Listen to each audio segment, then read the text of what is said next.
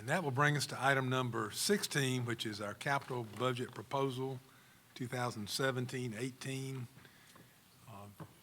Anybody want to touch on that? That would be Mr. Richardson.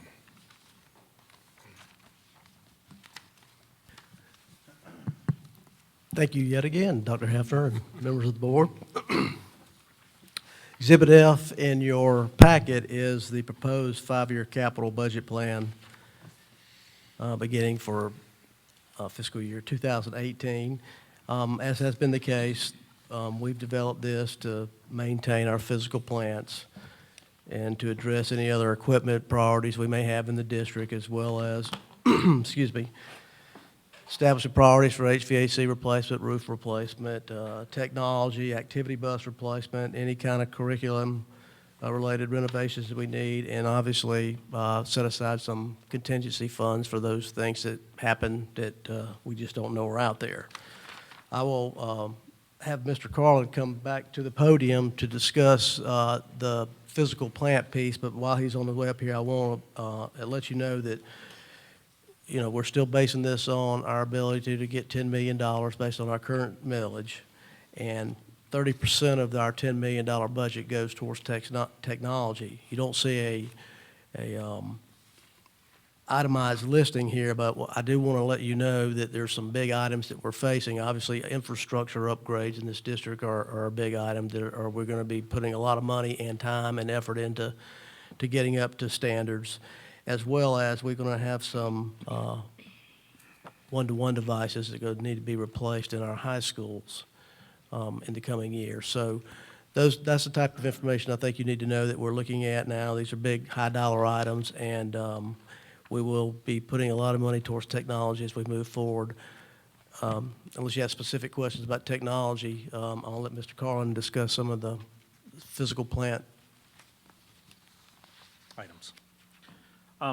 If you'll take a look at the current slide, what you see in the left-hand column is the budget you approved last year, and the one we've highlighted there in yellow is the one we're proposing for this year. I think we're looking at page 2. Let me go back one. Yes, there we go. Okay, first project we're proposing is what I'll call Phase 2 of the Lake Murray Elementary School heating, ventilation, and air conditioning replacement. When Claire was up here talking about this is the 20th year at this school, I was shaking my head.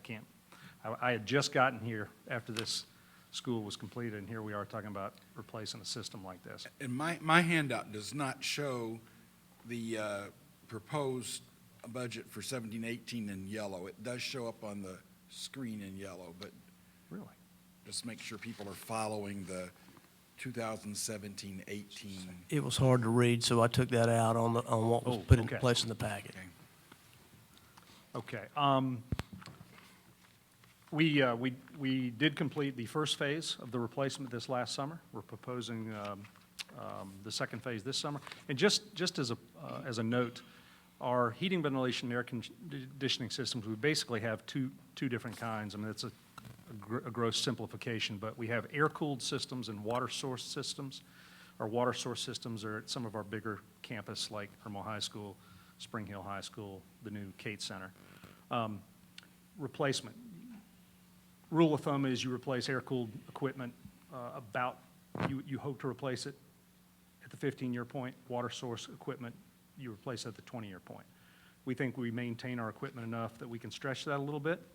And so if you look at where we are at Lake Murray right now, second phase would be right on the 20-year point this coming summer. So we'll get those, hopefully, 3 phases completed, and we'll have a brand-new system. And you're actually able to see some of the, as we complete these projects and dollars become available, we're able to do some of the things like we did a couple years ago in this theater, like new painting, new carpet, things like that. So if you've never seen Dr. Hefner do his big rocks show and tell, if we accomplish the big ones, the HVAC systems, the roofs, and all those kinds of things, then the dollars fall out for the smaller items that we can take care of. But if you try to do it in reverse, you never get to the big items. Any questions on Lake Murray, Phase 2? Okay. The next project is we completed the vast majority of the replacement of the HVAC system at River Springs. We do have a couple of rooftop equipment pieces to complete there. that we're proposing to do this summer, and that will close that project out. Chapin Intermediate School, it's already time to replace the original roof on that school. We're proposing to do that in 2 phases, starting this summer. Dutch Fork High School, we've been slowly replacing HVAC at that school over the last few years, and this would be the 5th phase of replacement. Any questions on those? Next page. Irmo High School, these roofs are basically side by side, but that project there is to replace what is over now adult ed in the activities building at Irmo High School. And then we'll look to hopefully replace the rest of the activities building, which would be cafeteria, kitchen, ROTC, and the gymnasium in the following year. Any questions on Irmo High School? Yes, ma'am. It's general, but it would go there. Do we have in every school they are so important to principals where discipline's concerned or safety? Do we have the cameras in all of our hallways in all of our schools? Or do we just have them at certain places? We have some cameras in all our schools. It just Some in depends all, on- but they're not all at the same place, they're not placed in the same area? like- Correct. And it's, a lot of the placement of cameras is based on a threat assessment. Where we're Michael Poole, and our safety and security folks, our resource officers, determine, hidden areas, things But- like that, to well- determine where cameras go. In the budget, because I was noticing where you're starting out, it's where you have like safety and security equipment, but I mean, that's at the district level that I'm looking at here. But I would assume, are we updating that though?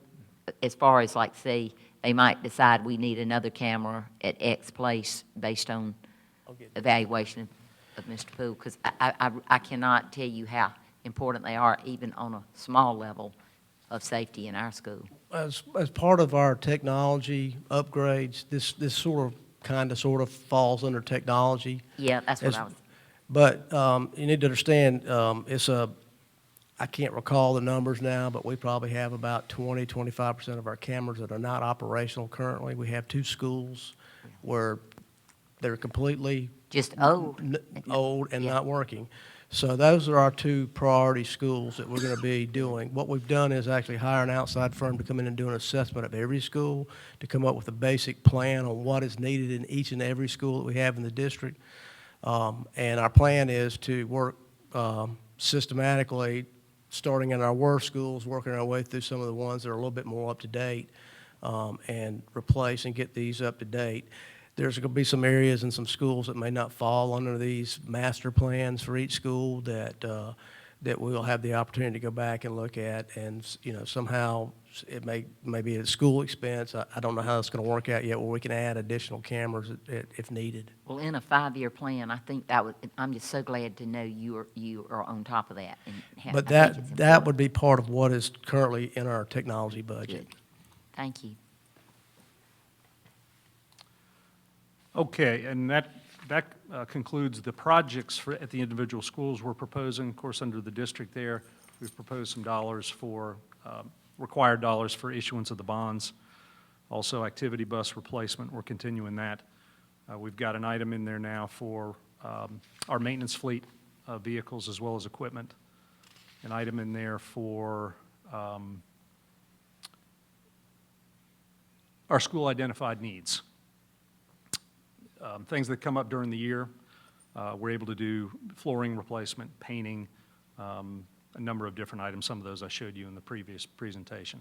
And then, of course, a contingency item there to make sure that we can cover all our projects in case something happens in the economy, costs go up or what have you. And then the $3 million for technology. And that concludes what we're proposing. And I'll be glad to answer any questions you have. I would like to add, if you got questions, yes, but I would like to add that we're only asking for approval of this first year, and obviously the years that you see going out, are fluid because things change. But there's a couple items on here I want to draw your attention to that you've never seen in past 5-year capital plans. But we've started experiencing issues with our HVAC and leaking roof at the district office. So you're starting to see those kind of things appear on out, year 4 and 5 now. And depending on if we're able to Band-Aid it long enough, you won't see us move it up too quickly, but can't make any promises yet. Depends on how our guys do as far as keeping those leaks at bay. But I did want to draw Yes, that sir. to your attention. Anyone have any question, comment? Ms. Baumgartner? Speaking of leaks, that reminds me, when we met at Dutch Fork Elementary, it Yes, had been ma'am. raining a lot, and actually the auditorium had some water damage that we saw. And I think that's been taken care of, but I thought while I was here that it had been. Yes, we think we have. Some of those squirrels we chase a little longer than others, but we believe we took care of those that we experienced that night. So there's not any plans on Dutch Fork Elementary then? No, not as far as a major replacement. That's some minor maintenance, work Okay. that we needed to do. Ms. Hutchison? For our school-identified needs, do we ever put construction projects in that category?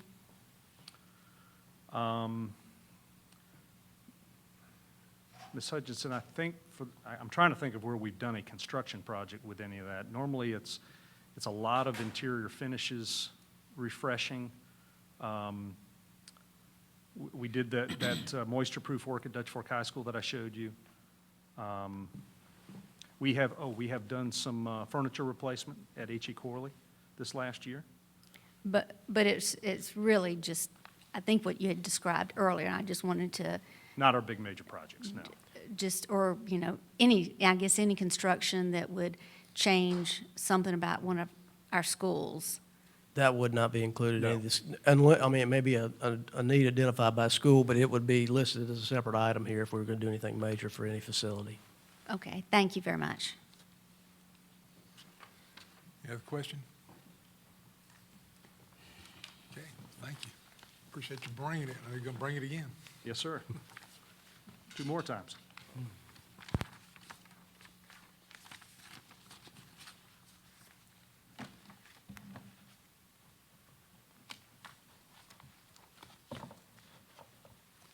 that brings us to item number 17, which are proposed revisions to board policies listed under Exhibit G. Anyone want to carry us through that?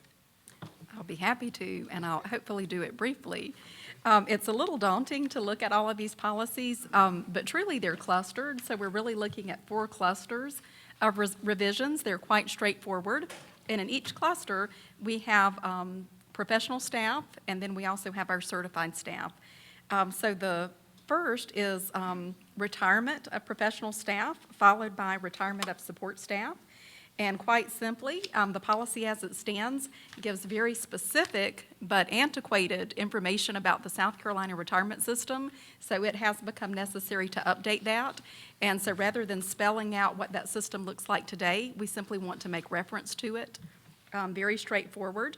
As we move forward, we look at our policies for resignation, and those, again, are for administrative and support staff. And this simply spells out that process, what it looks like, and it does confirm that the superintendent is authorized to accept those resignations so that he can make that decision in the best interest of the district, but also that the superintendent has that authority to seek your approval to make a recommendation that might affect someone's certificate or might result in that type of action. Then when we move down to that third cluster of policies, this is something that we actually revised fairly recently, but we know that we depend on the South Carolina Employment and Dismissal of Teachers Act for guidance on those matters, and it was revised in 2016. So again, in keeping with those revisions, it's time to go in and make those tweaks as necessary. Part of that would be deleting policy GCQFR, because what we've done is wrapped that in to GCQF, or we're recommending that rather, and so that might help us streamline the policy just a bit. And then In conclusion, we're looking at contracts and compensation for our professional staff, and we're also looking at our agreements for support staff. And again, based on a change in regulation, we've all basically memorized that April 15th date for teacher contracts as a deadline, but the law has changed that date. So now we look at doing that before May 1st. And so we've simply amended to take that language into account. And then simultaneously, we're just streamlining GBB just for consistency of language. Anyone have any questions? Ms. Hutchinson? On the first two, I notice, and that's GCQE, retirement of professional staff and retirement of support staff. I noticed in the middle of the page, it mentions that both the professional staff and the support staff should notify the board in writing of his or her intent. And I don't know that this is really a practice. Can you explain that to me? Absolutely. So that actually comes in practice through our office. And so oftentimes when we have the resignations, when we have the correspondence, it's addressed to the board. Sometimes it's not. But the idea is that we take it through this process, certainly have Dr. Hefner's blessing, and then that information is always brought to you in terms of the board packets that we review in executive session. It seems to me that we should, the way I read it would be, and if I were employee, I would think, oh, I've got to write a note to the board. And clearly, I never get those, so clearly everyone else understands it. We facilitate that. Yeah, but I'm wondering if, a lot of times we'll see or designee, and that was just one of my questions because I thought it was somewhat confusing. Okay. We'll take that under consideration. And I don't know if any of the other board members think that way. That's just my thought. And then on the, let's see, under professional staff contracts and compensation, under contracts, this is page 22.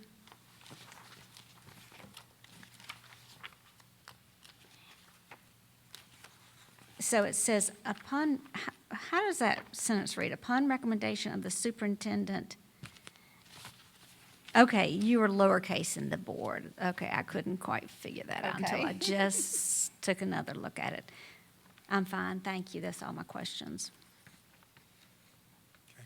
Ms. Hammond? Okay, I have several in there, like 3 places. I'll do whichever the chair wants me, I'll do them all together. My first question is on page 7 about contract releases for teachers, and it gives the 3 areas, and one of them is the serious illness of the teacher. Do we have anything, and maybe it's just up to the principal and up to Dr. Jakes, but if it is, say, a health problem on there, and they're released for it, but and maybe they need treatment and they've got to be out, but would their job, is there anything in there that they could have their job back if they got well, or you really have to resign? Typically, in that situation, we would be using FMLA, the Family Medical Leave Act. Okay. And so that does allow for an absence up to 90 days. And so in most cases, when that takes place, the employee is protected through the use of that. Okay. But there is, sometimes the timing doesn't work out well, and we have had.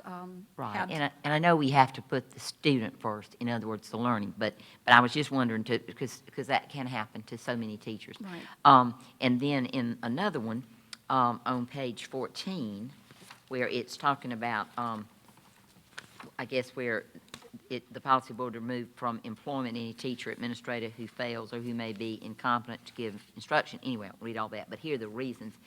I can understand all of them, except I wondered how we go about judging gross immorality. And I don't mean for you to give me an example, but I wonder about that wording. If I'm a teacher, my value could be somebody that just does one thing to me as a gross immorality, and it's not in the judgment of another person. Because morality comes from a set of morals from, either your religious background or, I don't know. I don't know how we could make that more specific, But I'm thinking in all ways to protect, you know, the teacher or the administrator of the judgment, whose judgment that is, and what is gross immorality. The legislature provides us with those descriptors, and so some of this language is standard. Okay. And it's also standard when you look at regulations for certification, revocation of certificates, things of that nature that the State Board of Education would perform. But what we remember is that we do have due process. So we're never going to have an arbitrary or capricious decision to recommend someone. somebody's opinion. Okay, Absolutely. There would okay. always be, as spelled out in the statute, this very specific process for due process for a certified employee. Then I have one more on page 15. In all of this, I do for the clarity of teachers. There are two things there: harassment, intimidation, or bullying, or inappropriate comments to students. I know we have teachers that are employees that maybe make a mistake and then they're redirected and they're given a chance. But do we have, I guess, for lack of a better word, training? I mean, would teachers be given, you know, there's so many definitions to bullying. I know the real definition of it, but it doesn't mean everybody understands the real definition to it. And intimidation and harassment can be very vague. What's harassment to me may not be used. So again, do we use the State Department? I mean, you know, like they give you the guidelines so teachers can know what they are. Again, when we're talking about something like bullying or harassment, you can have an allegation of that nature, but it comes back to making the case that we've investigated, this has come to pass, a student is being harmed, and again, that very specific process would take forward involving the board at the point that we were truly ready to move forward and terminate employment.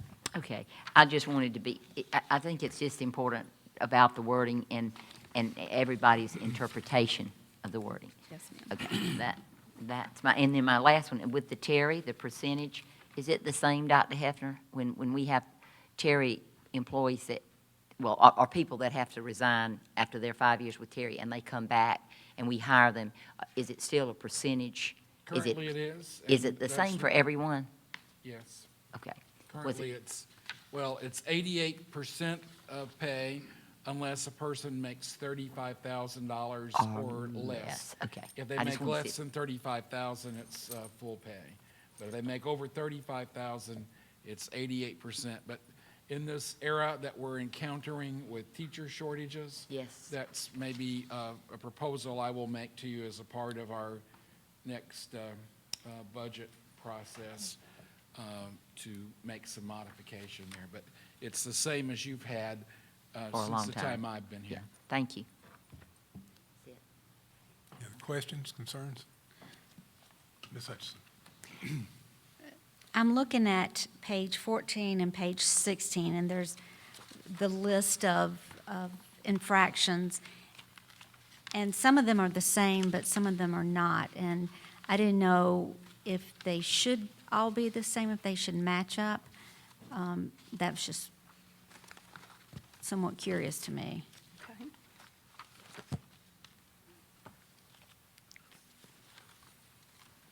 Ms. Hutchinson, you mean like for the support versus the certified? Well, let's see. I have to, do I'm on page you see the two list? I do.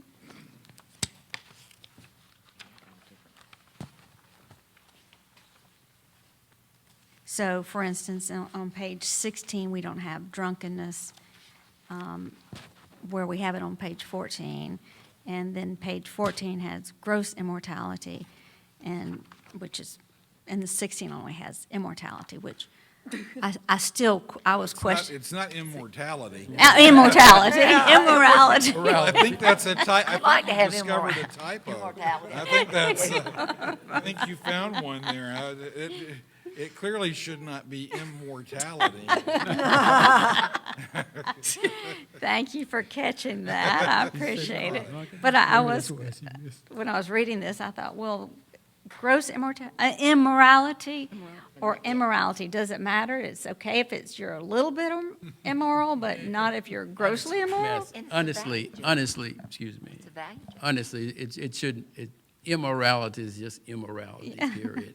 All of us the same. It's no gross, it's no big or little. It's no small lie, big lie. It's all the same. It should be And the same, statute basically. specifically discusses gross immorality. Thank you. Careful. And so some of those are specific due to that. Yeah, but legislators are wrong. It shouldn't be. I just want to make note that it's after 9 o'clock. That's what's And that's happening. when my brain starts to fade out. So I'm pleading innocence on that. You perked us all up with that. If we could think about that FMLA a minute, again, Dr. Jakes, and Ms. Hammond brought that up. I've always been concerned, I know FMLA, what it's set up for, and it's a 90-day window, but and I know of a few instances over my career that I think we've had employees that maybe had some really, really terrible disease and got to this endpoint. Could you look at what a solution might be other than a resignation, or if a resignation had to take place, that possibly the illness Yes. would categorize that person as being in some kind of health benefit through the government, maybe a disability. And I've always been concerned about that. I know of a case or two since I've been on the board. It's a pitiful situation if somebody's sick and loses their job. Yes. And I don't know if there is a solution, but maybe look at some other districts or some other possibilities of what kind of catch, if nothing else was there to catch. We can all imagine we have an employee that runs completely out but still very sick. That'd really be tough. Yes. And I know it has been tough before. Thank you, Mr. Gann. I think that's something really important to look at. So all you had to do is come up with some kind of magic Yeah. solution that we can live with. I would hate for an employee to feel like, well, my gosh, if I don't get better, Yeah. the next thing's gonna happen, I'm gonna lose my job. And I understand all the FMLA and all that, but it is a tough situation. It is. Any other question? Anything? Just Could a we, minute, how about please. a statement from Ms. Hutchison again? It's after 9. You'll tell us something really to lighten us up again, I'm sure. Well, if I may, I just want to ask, when did we get this lovely metallic logo? Have I just missed it all along? Yeah, I dressed It's for it been, tonight. it's been evolving. I'll let Mr. Bounds tell you about it. Well, it's beautiful. At the direction of the superintendent, we've been easing into this. One thing we're very cognizant of is what we spent money on. So we've spent money on green and red logos. And so as those logos are being used up, we're beginning to use our new metallic logo. This is something that we shared with faculty and our support staff. And we're trying to make sure that we are truly gold and silver. And so you'll see this, you'll still see the red and green. If it's on business cards or letterhead or other documents, it'll continue to be there until those are exhausted. And as they're exhausted, we'll move to the gold and silver. Great I think it's idea. gold and platinum. Gold and platinum. Good idea. Looks great. All right, I don't see any other comments, but I would entertain a motion to adjourn. Oh, we have a comment? Yes. Okay, I'm sorry. Just, and I know it's after 9, Ms. Hutchison, but just one comment. And I'd been thinking about access to Ms. Thompson, Claire, up here. You had mentioned earlier, I mean, when you made your open remarks about emphasis on kindness, and I just really want to compliment you on that for that type of leadership and attitude that you see necessary to exemplify and to lead and to teach our young people about being kind. I think that's a remarkable thing that you're doing. And I just wanted to say that publicly before we leave, and continue to do that and show because love is about action. These are action types of words that you're using, and we can say a whole lot of things, but action and putting it into action is really what matters. And I just want to say that to you. Thank you so much. Thank you, Mr. Halterman. We have a motion.